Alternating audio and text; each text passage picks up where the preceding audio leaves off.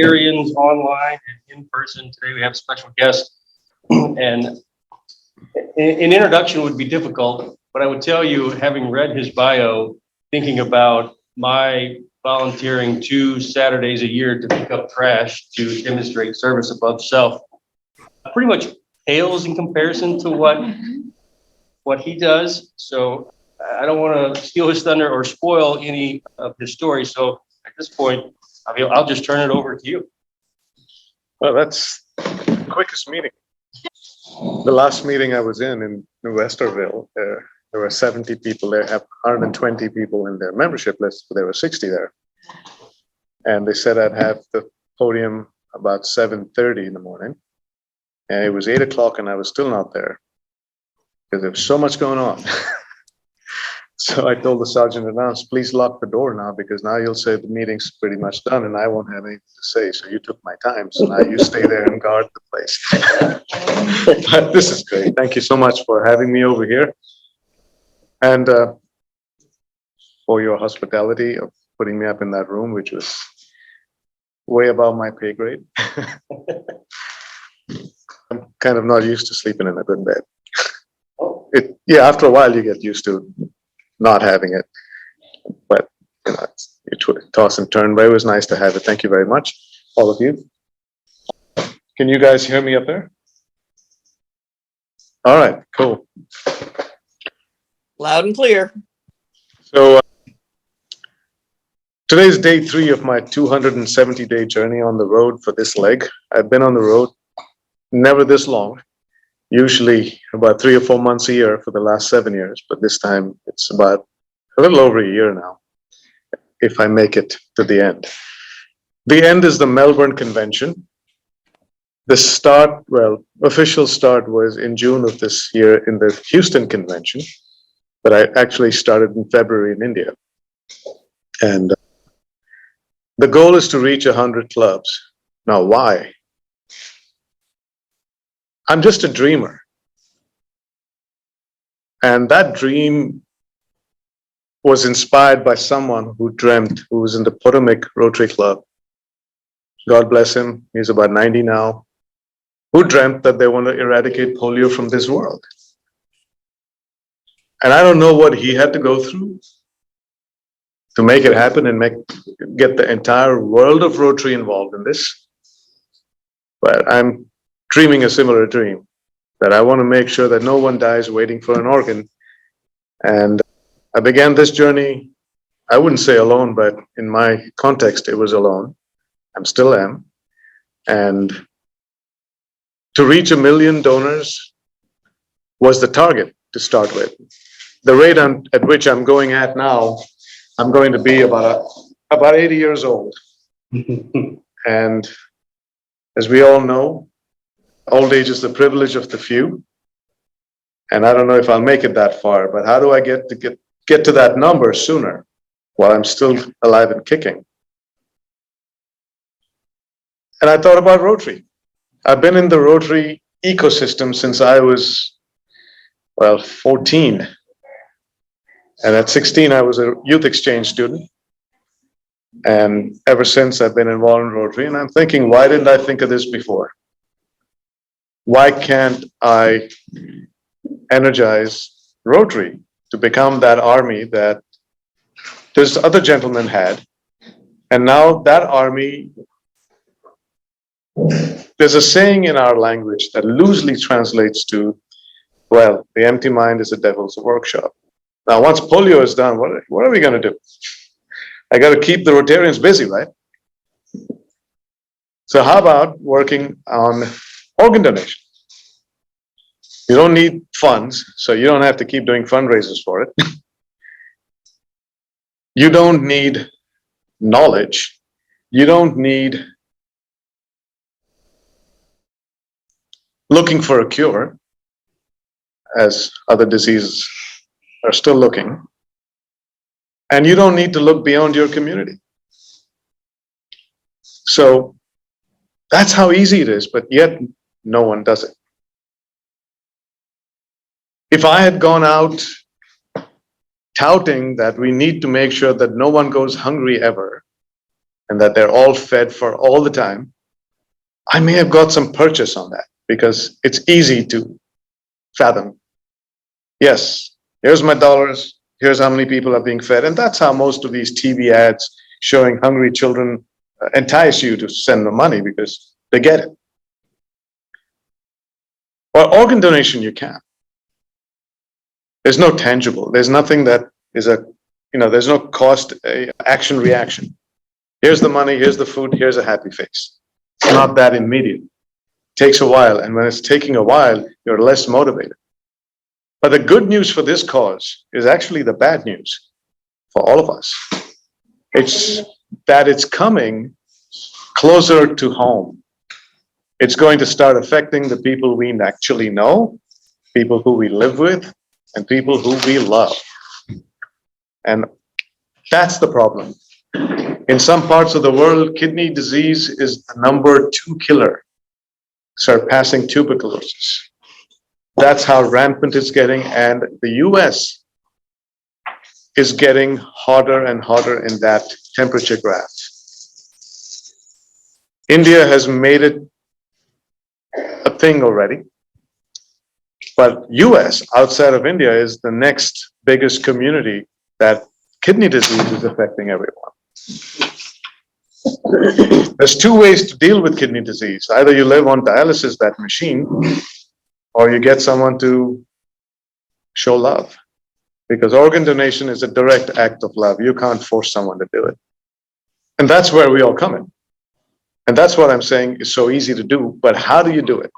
How does the Riverbend Rotary do it? It's so overwhelming. You keep saying that you're a small group. That doesn't matter. If that group is fully engaged, you're much better off than a large group that isn't. So don't ever put yourselves down as calling yourselves a small group and only doing small things because you can't achieve the big stuff. Of course you can. If I've been able to directly, the ones that I am aware of, the ones I'm not aware of, maybe a lot more, but the ones I'm aware of is definitely more than 30 lives that I've directly affected and saved. You can do it. And you can do it in Alton, Riverbend, whatever your 40 miles is. What can you do as a project? Now, I don't know what projects you do now. That's okay. You can keep doing it. If you feel that your cup is filled over, then think of organ donation as the sugar that sweetens that cup and not makes it overflow. Because it doesn't take your resources financially. It does take your resources time-wise. But you also have the good fortune of meeting in a place like this. And as Emily pointed out, like right now, that you touch 30,000 people every year. That's 30,000 people who could become potential organ donors. If they knew what it means, if they knew how, and what good it'll do. The reason most people don't come forward is they don't know enough about it. And whatever you don't know enough about, you're afraid of. And that's what fear is caused by, an unanswered question.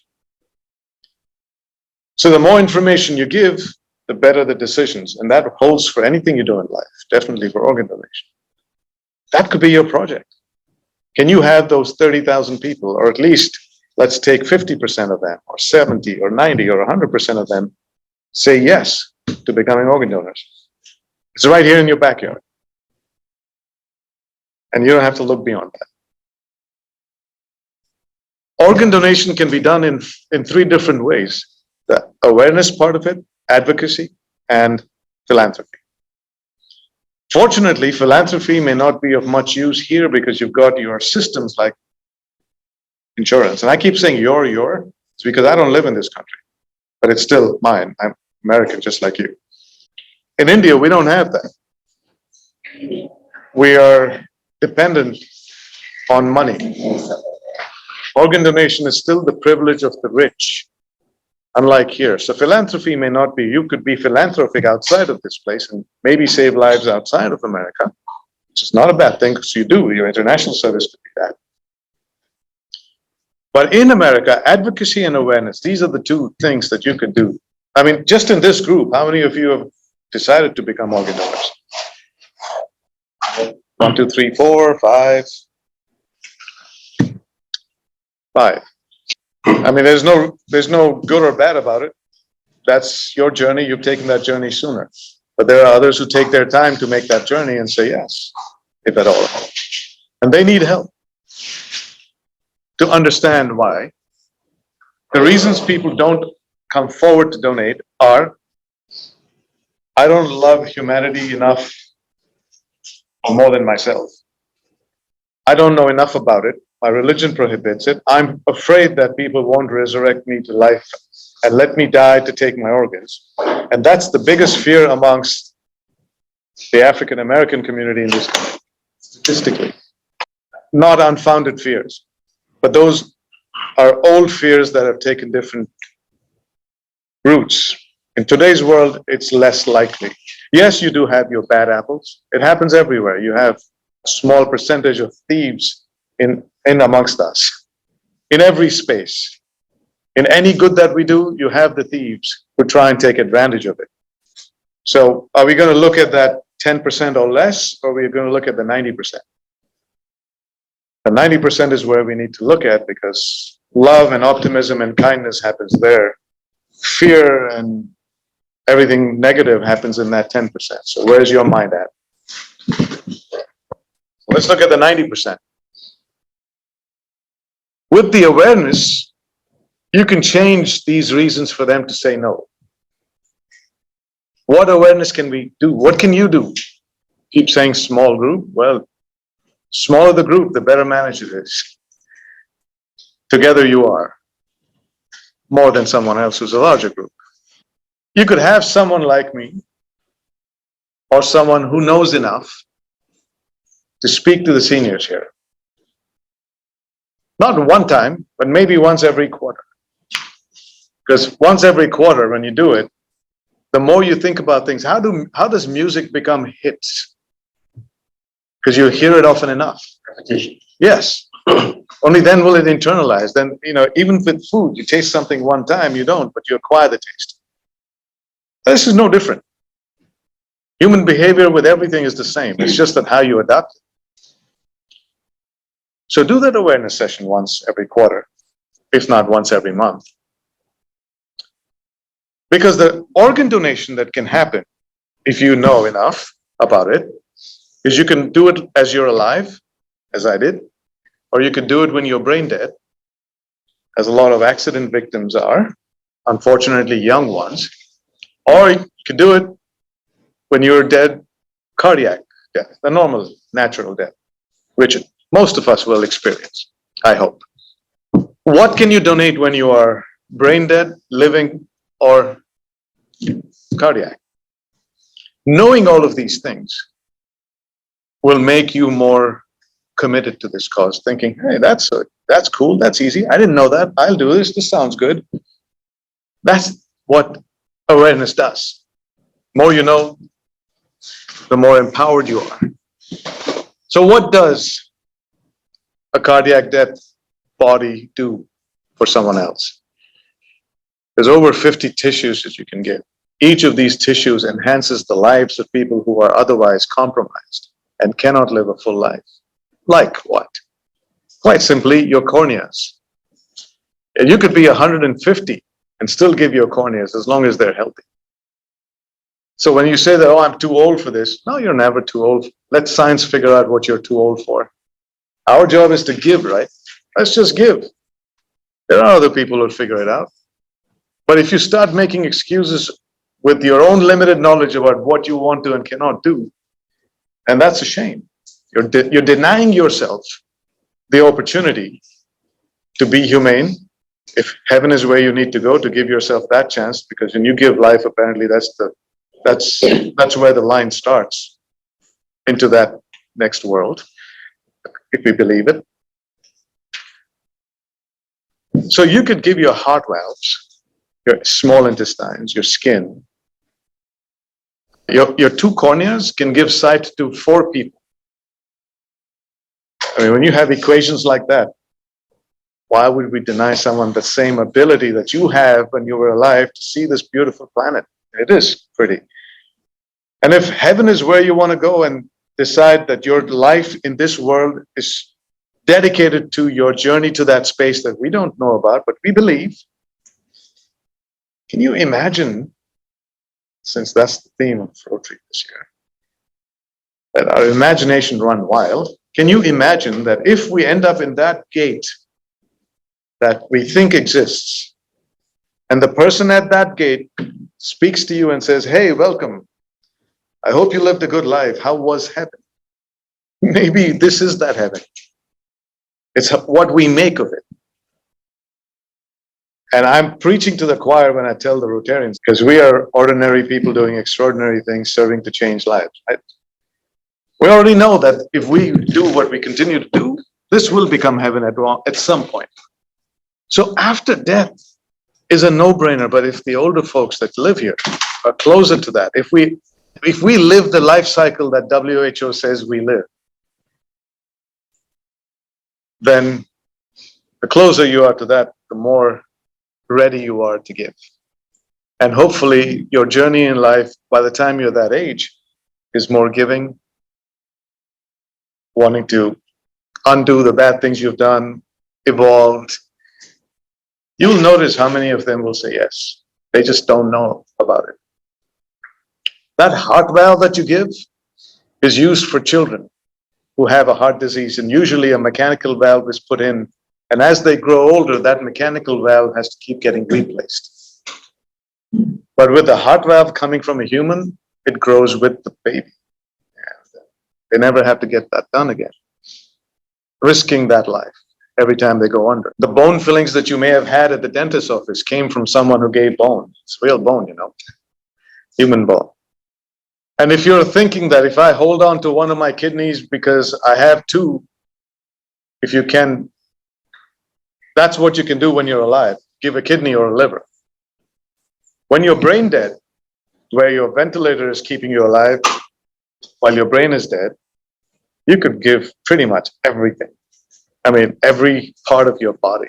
Did you know today they can even transplant limbs from one body to another and actually make it work? And India has done about 5 of them so far, and working. So there is no limit to how you can recycle your life. If you think if you think that concept of resurrection is prevalent, well, this is how you resurrect yourself. I mean, God's busy. He's given you a free will and intent. Use it and resurrect yourself. When you die, your soul leaves, they say, regardless of which religion you follow. Everyone's got a version of it. And that soul is nothing but energy. If you look at physicians, they'll tell you it's energy that exists in even an inanimate table like this. And that energy is passed on through your organs to other bodies, because you cannot destroy that energy. If your soul is going somewhere, it's just transferring to some part of this universe. It's going somewhere. It's not getting destroyed, because science has proved that energy is only transferred, cannot destroy. So wherever it is that your soul is going, you have a chance to direct it. If it's going to end up in a final journey that none of us know about, because science hasn't got that far yet, except if you dig deep into spirituality. Spirituality has most of those answers, but science only proves it with data.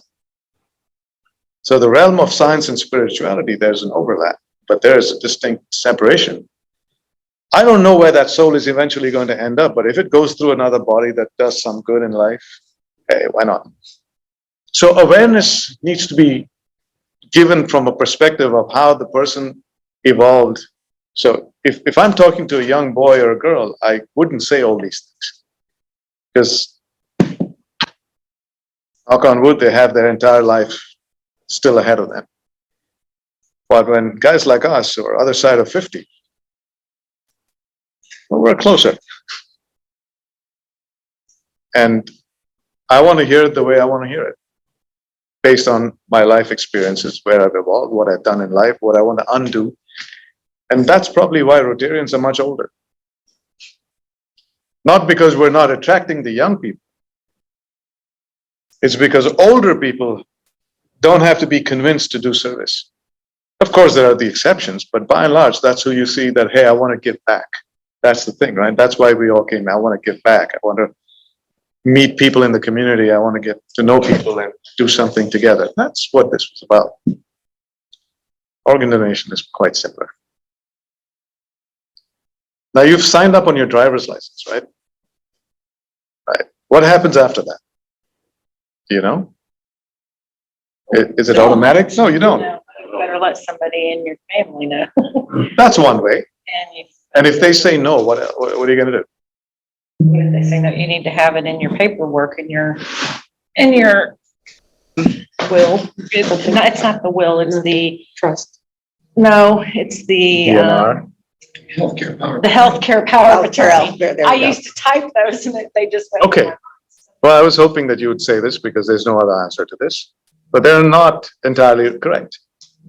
Because your will is not going to be read till much later. So that's too late because you need to be taken out your organs within 24 hours of your death. And the will's not going to be read then.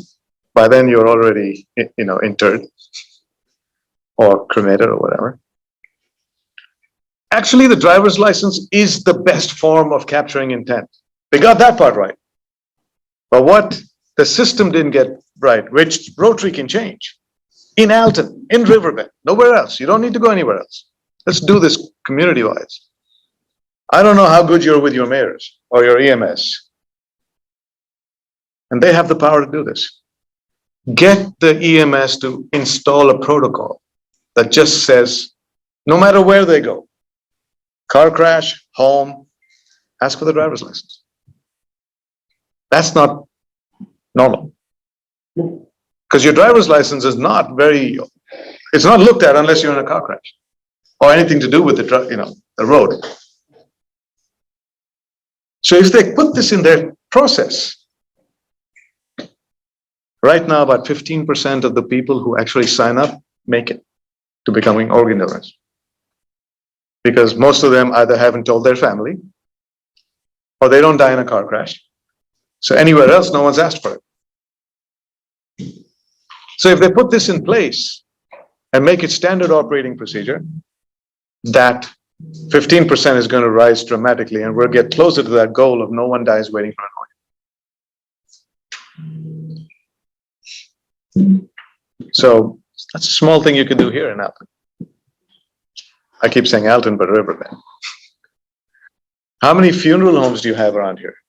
Lots. Well, clearly there's a lot of people dying here. We have a lot of them. Supply and demand, right? So if you get your funeral homes here to be the last bastion, just in case someone forgets to tell the family, just in case EMS forgets to ask for the driver's license, just in case the hospitals don't ask for the driver's license, the funeral homes can ask for it. Because the funeral homes are directly connected to the OPOs, the organ procurement organizations. And if they find out there that this person was an organ donor, before they get embalmed or whatever else, they can make the call at the nth minute. Just one protocol in place, and that can make the difference. Do they not ask that question when you're setting up the service? I don't know that. It's not consistent. That's what I'm trying to say. But if it is, great. If it isn't, make it happen. I'm just giving you the various ways in which you can involve yourself in this mission, which actually saves lives. And there's another saying in our country that, in the country I live in, it's also my country, so I am dual citizen, is do good and let it flow downstream. Which means when you do good and it flows downstream, it may not come back to you. You don't know what good you did. You have hope that someone downstream will benefit from that thing. And organ donation is like that. I mean, I told you I only know 30 people that I've directly affected because I'm constantly involved. I've counseled them and therefore their organ donation has come through, and I've raised funds for someone who finally had 1 month to live, but now lives and is studying to be a lawyer, a young girl, through my drives. But I may not know of many that I did help, and I don't care. You did it. I just know I'm doing what I'm doing. And I'm playing the numbers game. If 1 million people, the 10% convert, or 5% convert, that's still 50,000 people. With just one person's effort, imagine all of us together. This world certainly will be a better place. So my journey of uniting Rotary for organ donation has this, and that's why I'm here, and that's why, I don't know why you called me, but I hope you're happy you did, and hopefully it gives you something to think about here. You don't have to let me know what you did. If you did it, you know what you did, and you did. And challenge your fellow Rotary clubs in your district. Maybe as a district you can do this, each community doing it for themselves, and apex into the district.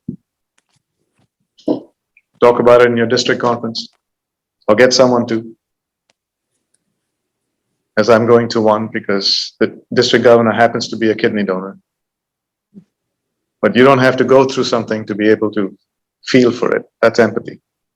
You don't want to have it happen to you before you get awake to it. So be woke now so that it doesn't touch the people you actually know, because when it hits home, you know it's real. Otherwise, it's just something that happens. And I waited long enough for it to become real for me. When my brother came knocking, asking for a kidney. And he's a doctor himself, a Rotarian. So anyway, that's the long and short of it. I'd love to answer any questions. How was that experience for you when your brother came knocking? Well, saying yes to him was easy. Because love exists. Now, love is not just an existential emotion. It's tested. And I was tested. And how? A lot of people give up in that test, and everyone goes through that test. Generally, there are exceptions. But I had to go through that test to prove to myself that I really loved him. What was I willing to do? How much was I willing to fight? And I had to fight my wife, I had to fight the law, I had to fight myself. There was no way that I was never not going to give it to him, but the journey to that point was not easy. Because the law in India gave my wife the right to say yes or no. That doesn't happen here. But since I live there, the law of the land. So we came up to a point where I had to ask her if she would give me a divorce. Because that's the only reason she has the right? So if she's not my wife, she's off the hook. She doesn't have to worry. Why would you have to divorce if she would just say yes? She didn't say yes. But would she give you the divorce? No. Or is that not an optional thing? If you want one in India, you just. No, you can. Oh, no. Look, you taught us well. America taught the world well about divorce. It's now prevalent everywhere, and it's also okay. No big deal. It used to be a taboo, but not anymore. Why wouldn't she want you to? Fear. The same reason, because an unanswered question creates fear. And the moment she got more information about it, through my kids, not me, I was not able to convince her. And they appealed to her in a way that changed her mind. And it was nothing the way I did it. So that's what I'm saying. So everyone has a different reason for their blocks. So the stent is common, but what that stent is made of in information is what makes the difference between someone saying yes or no. So all my daughter had to ask her mother is, Mom, if my brother needs it, will you come in the way? Yeah, that's a straight answer. Wow. It's a good question. Easy question, right? I never thought of it. I'm like, you've got to let me, I love my brother, it's my body, it's my this, everything. It didn't work. Well, what would your wife do if one of her kids came to her? That's what she was asked. And that's what made her realize, like, hell, yeah. That's where my mother was. And that was it. Turned around, yes. Signed, sealed, and delivered. Then the law asked me to go bring a no objection certificate from the US consulate. Because I'm an American, right? Like, America doesn't care who I give it to. It's not in their law. So now you're going to make me go to a consulate and ask me to get a letter that they don't normally give, and they'll give me the run around saying, no, So I threatened a lawsuit there, and then the hospital then finally said, okay, let's keep it quiet, let's do this. I mean, I'm the brother, right? I'm the DNA, you've done the DNA test, everything's proven, now why do you need that? My wife has said yes. He's waiting for a kidney. And all this time he's waiting for, in fact, I just working on a case where a minor appealed to the Supreme Court to be allowed to give his liver to save his father. And by the time that decisions happened, that father died today and couldn't get it, and the son was willing to give it. And he was just 17, minor. I mean, that's advocacy.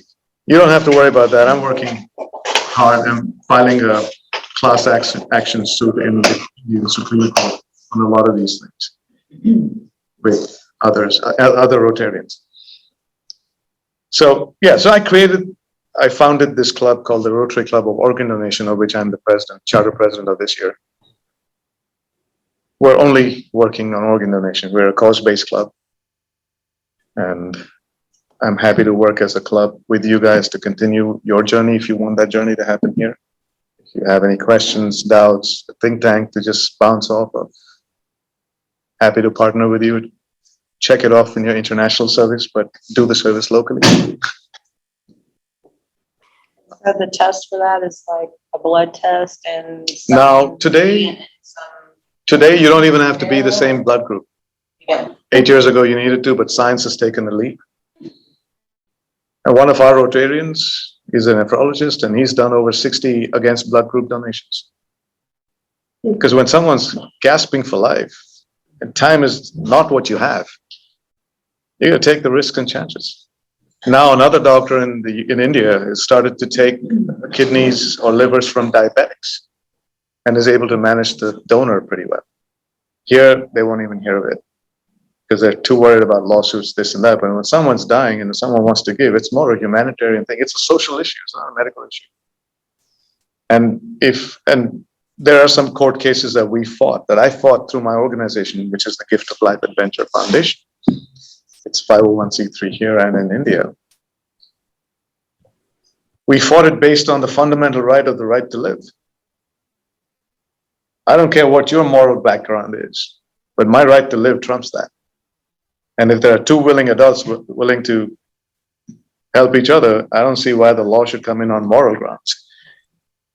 Because morality keeps changing, and marijuana was no good then, now it's good, right? So I'm not going to wait around for that to happen.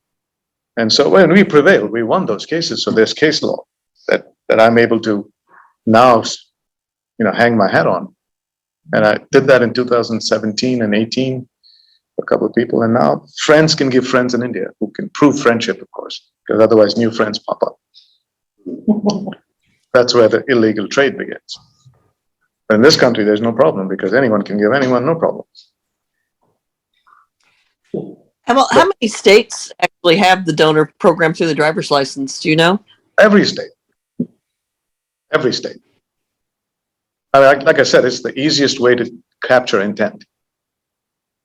But I agree with the awareness because, like, my wife is a nurse, and she said, I'm not putting it on my license, but I do.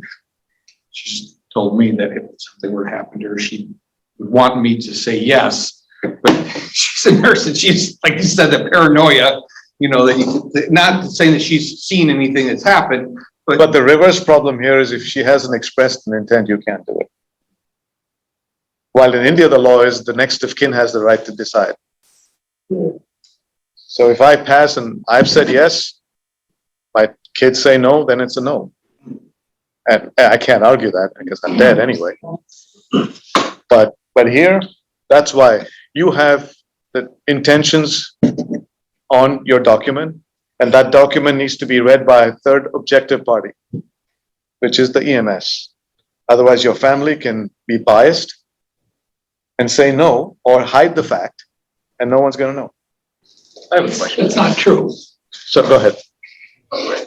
Well, about the intent, at least here in Illinois, we have a Illinois healthcare surrogate law. Mhm. And if there's nothing expressed, so to start with that, then there's a decision tree about who's entitled to make decisions for you. Okay, starting off with usually a spouse, then a guardian, you wind up going down the list on there.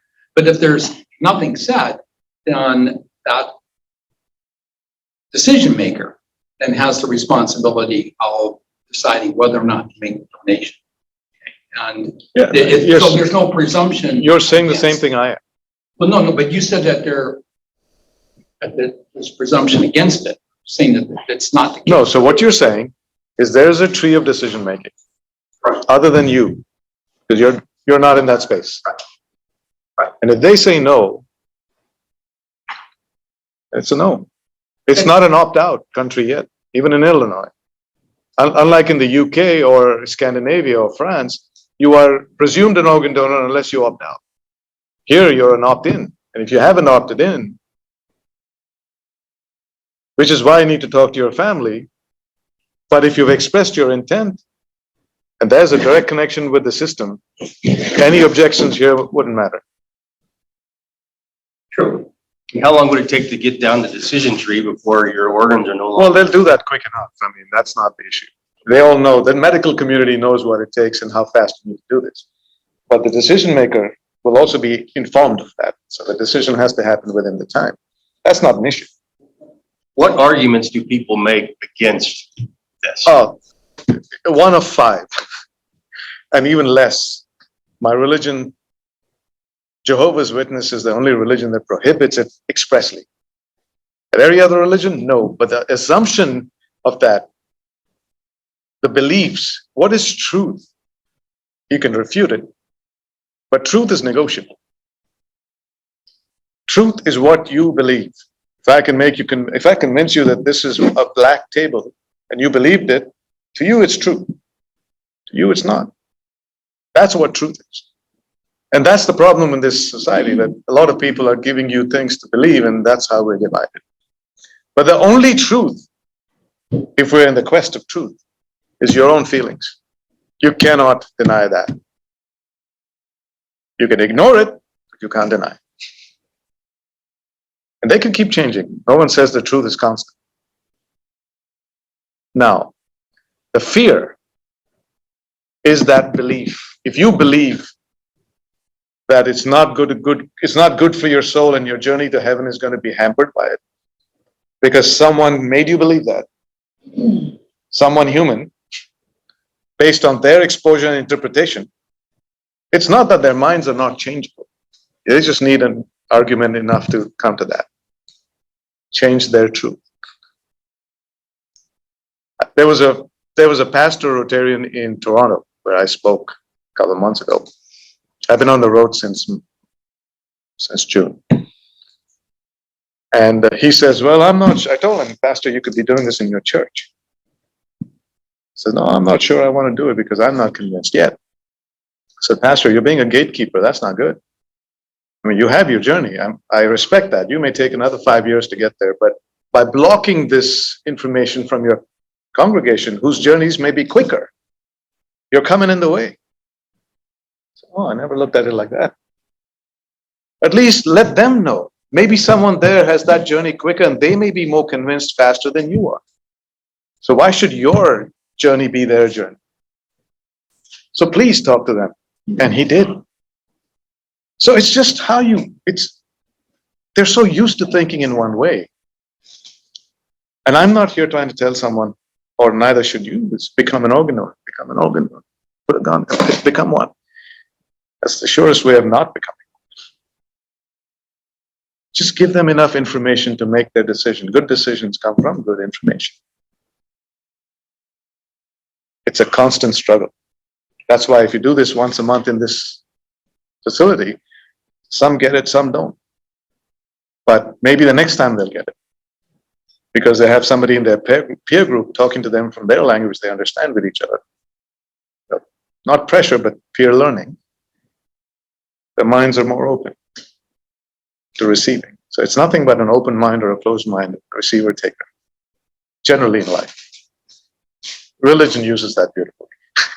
And the biggest religion of our religion is humanity. And that's what we've forgotten. We've started to look at the messenger and forgot the message across the board. Well, I am an organ donor, but I also have 2 grandchildren that are living with 1 kidney. One, but my younger grandson was diagnosed with cancer at 2.5, so he lost a kidney. So it made us more aware of organ donations and that. So the majority of our family are organ donors, and we all know it. My older granddaughter, just in April, donated a kidney to her cousin who was dying with a kidney disease. It's right here in your family. She should be a spokesperson for your project. I mean, and she was 19 when she donated, so she was old enough. Her mother is a nurse and was very hesitant because she said, I know you're healthy, but my granddaughter stood firm. I mean, God bless her. And she's healthy, right? she is. It was a 10-month process though, just to get, counseling. They all thought, well, you're young. Are you See, sure? they're second guessing anyone's good intentions. They did that with me too. She said, he's my cousin. He's going to die. He has 2 children to raise. And yes. How old is she now? She's 20. No, this was recent. Yeah, just in April. Is she fit? Is she fit? Yes. Very much. You know, could you ask her if she would be wanting to go and compete for Team USA at the World Transplant Games? Sure. She should, because she should show the world that life after a donation is as athletic. That's why I'm doing it. Yeah. And that's where I'm driving to, by the way. She can fly, but I'm driving. Right. It's in April next year. You could fund her as one of your projects and then make her a hero here and have her become your platform in your local media and your local press, because the more people hear about things like this, the more internalized it gets. The conversation becomes normal. That's your project right there. That sounds pretty cool. Volunteering. I mean, I would love to have worn Team USA. We were She just on vacation, so yeah, she looks fit. she's very fit and healthy. And Well, she should show the world that. yes. So She's just like you. She's 20. I'm not. yeah. No, So yeah, anyway, so I'm driving to the games just to get myself a platform to be able to showcase, say, listen, I'm doing it. I'm walking the talk. where's the game? Perth, Australia is a great vacation. You could go with her. She would love that. Like I said, it would cost close to $3,500 to $4,000, including airfare and the registration and the living there for 10 days. But that's worth it if that's a message that she can bring back to your community here and have her become your Miss Organ Donor or Organ Donor Person of the Year as a pageant and start doing the awareness campaigns. And I'm sure she would be happy doing her high school or a college she's going to. Right. So that's a great place to do it. And, that's $3,000 well spent. Where are the games? Perth, Australia. And Team USA. You're driving to all- I'm driving, well, someplace I've got to put the car on the ship. It's difficult to drive to an island. But maybe someday I'll get a boat that's marked the way my car is marked, and then I'll do a handoff at the port and then do a sail across. And I get a little more adventurous. But yeah, that's in April of next year. And they're starting to do the registration. So the early bird is happening now. So this month is the early bird, it finishes. Anyway, it's a $35 difference between the early bird and not so early bird registration fee. So some people are worried about the cost Of and saying, well, transplant, if they're going to donate, and loss of work. well, but if they're going to be in the hospital for another couple of days. Well, I have the answer. But that's a Cost. genuine fear. Well, And then wondering. did you the know Insurance company, which are terrible in the US. that the insurance company covers the patient's problem, but the loss of wages, there is a $5,000 grant by the federal government for donors to cover their loss of wages. And I can say that my granddaughter was just a waitress at the time. So she made really good money in tips, but there is a nonprofit organization that took her W-2s and they paid her for the 2 months that she was off. Exactly. And there's a federal government program that gives you, it was 3,000, now it's up to 5,000. But apart from that, it's the cost of the hospital. No, that's insurance, that's the patient's insurance that they take care of. So that's something people would want to know. Information, awareness. And by the way, also learned there that the driver's license trumps all the other documents. Pretty much. Well, it was pretty absolute because I had a client who changed their mind about wanting to be a donor. And the hospital, they pulled out the driver's license. So we don't care about the revocation you signed otherwise. So whatever decision you make on the driver's license. And yet nobody sees that driver's license. Not enough people see it. See, that's the beauty of it. And that's what you can change. Unless you're going to a bar to get, and you get ID. Correct. Then everybody's looking at it. But that's only if you look younger. I wonder how many recipients or donors regret doing it. Really, my opinion, it doesn't matter. Deed is done, someone is alive. It's at that point more personal journey. But that's the only thing, I mean, it works, you're alive and breathing. Again, that So- small 10%, I could have died on the table. It's a big operation, right? The risk is 1 in 3,000. That's the odds. But the odds of getting hit by a bus are 1 in 250 if you walk on the street. So, and that's what my wife was afraid of. That's what they told her. And she's naturally paranoid. She was born paranoid. So it didn't help very much. She usually travels with me and would be sitting here at any normal time, but she's in India right now. She just told me she's got her work wrapped up, so she'll meet me in San Antonio before I cross over. Do you have anything that you're leaving behind that we can reach you? You probably have a website. No, none of those actually help you, frankly. There's Google. You can always Google this. There's always everything there. But if you want to do if you have pointed questions, you have my email. You have my number in that email. Just call me. First of all, I'm driving, so calls are the best way to reach me. Don't be texting and driving. Exactly. It's free. But You may- there is not any questions unanswered on the web. Yeah, I hope you will discuss this amongst yourselves and try and do something. I mean, hey, Absolutely. you're right there. I think a few of us probably, I mean, I'm close to it too. When I was in college, when I was 19, my dad worked at Leclerc Steel and a 6,000-pound steel lift crushed both of his legs. And we didn't ever think he'd walk again. And they put someone else's bones in his legs and pinned him in surgery. He's still walking.